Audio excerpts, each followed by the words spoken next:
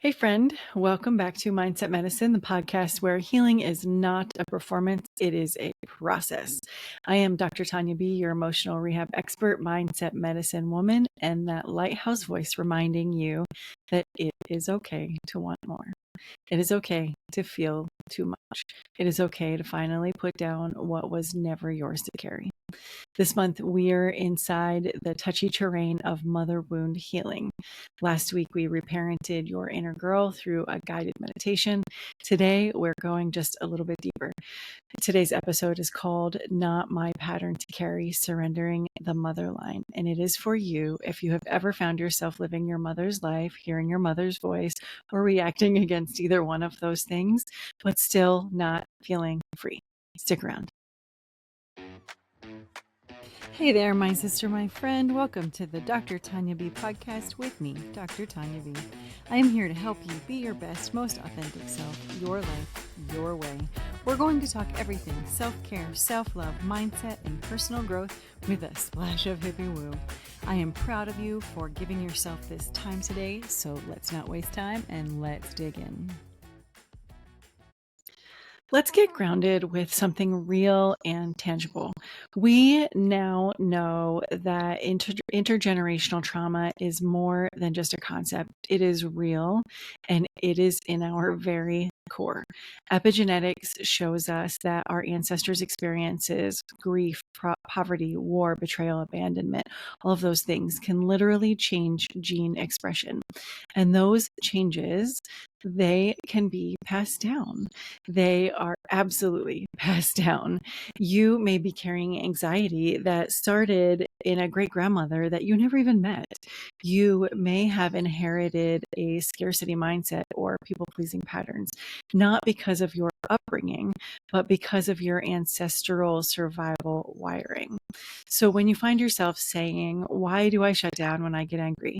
Or why do I overfunction when people need something? Maybe, just maybe, it's time to pause because it is not a habit. It might just be a lineage. And here's the truth. Just because it came through you does not mean that it belongs to you. Awareness doesn't have to mean lifelong loyalty. The hard part, though, so many of us confuse emotional loyalty with love. We stay small because our mothers never got to be big. We hold the family together because our mothers sacrificed everything. We become the good girl, the fixer, the achiever, the overfunctioner, because that was the currency of connection. But that currency is counterfeit. Love is not loyalty to pain. Love is truth. And the truth is, you can love your mother, your grandmother, your entire lineage, and still say, this ends with me. And maybe for you, it's not resentment. Maybe your mother was wonderful, but you still inherited the pressure to please, the fear of being too loud, too needy, too much, the belief that rest equals laziness. That whisper that we don't talk about feelings here, you know that I love my hippie woo. So let's get witchy for just a minute, shall we? When I do energy clearing or Reiki on women with mother wounds, it often shows up in the throat chakra or the sacral chakra. That is because the voice was silenced and the creation was shamed. We were taught to censor and to serve, to be likable instead of liberated. So when we say surrender, we're not saying forgive and forget. We're saying energetically untangle. Step off of the soul contract that says you owe your life to someone else's survival mechanisms. So how do you do that? Somatic release is one way. You can shake, you can move, you can scream, you can sigh, you can cry, all of those things. Those are somatic releases. You can do energetic clearing, whether that is a visualization, breath work, cord cutting, or even a soul ritual. And we're going to get to this one in just a minute. But first, I want to share the oracle card that brought me to this topic for the entire month. This card kept showing up for me, and then it kept showing up for clients, both male and female.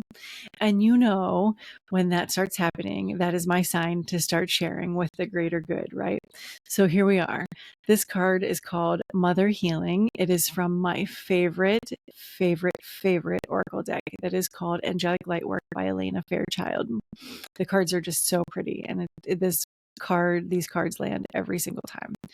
So this particular card, Mother Healing, calls us into this sacred space of healing our maternal line, not to blame or rehash, but to recognize the quiet aches and inherited expectations that still live in our own bodies. Maybe your mother did her best and still left some emotional bruises. It would be shocking if she did not, right? Maybe she loved you fiercely, but didn't know how to attune to your emotional world. Maybe she was simply trying to survive herself.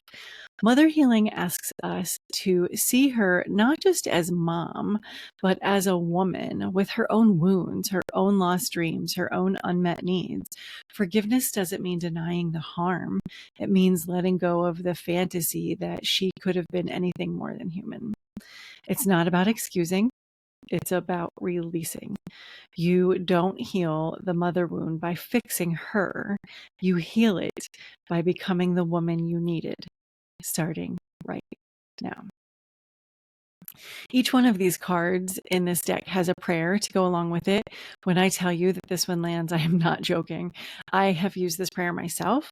I have used it with a number of clients, and every time I see immediate and significant impact. So I'm going to share the prayer with you now. So if you're ready, take a nice deep breath. Here we go.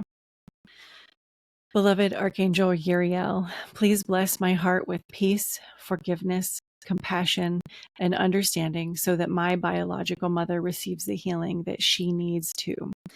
May the mother wounds of my ancestral lines be healed. May the mother wounds of all beings be healed. May the grace of the universal mother bless all hearts to find forgiveness for the human limitations that create pain and the challenges that come when trying to heal that pain and find peace. I ask for specific healing around any issues that stem from unresolved struggles with my mother. May all mothers find peace and freedom to love and be loved, to live and let live. So it is. Take a moment and let that sink in. Nice deep breath. And then what I will also say is come back to this as often as you need to.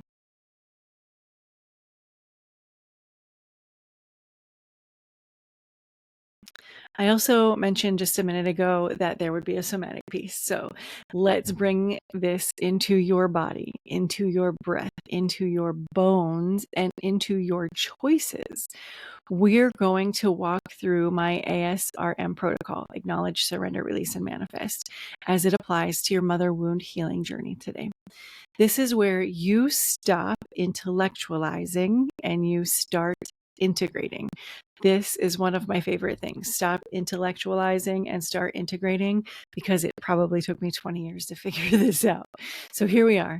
Acknowledge, the first piece in the ASRM is acknowledge. What roles, fears, or beliefs did you inherit that are still running the show? Maybe you inherited the belief that love has to be earned. Maybe your role was the strong one, the good girl, or the peacekeeper. Maybe your fear of being too loud, too needy, or too ambitious because it made your mother uncomfortable. To acknowledge is to say, this pattern exists, it shaped me, and I'm willing to see it now.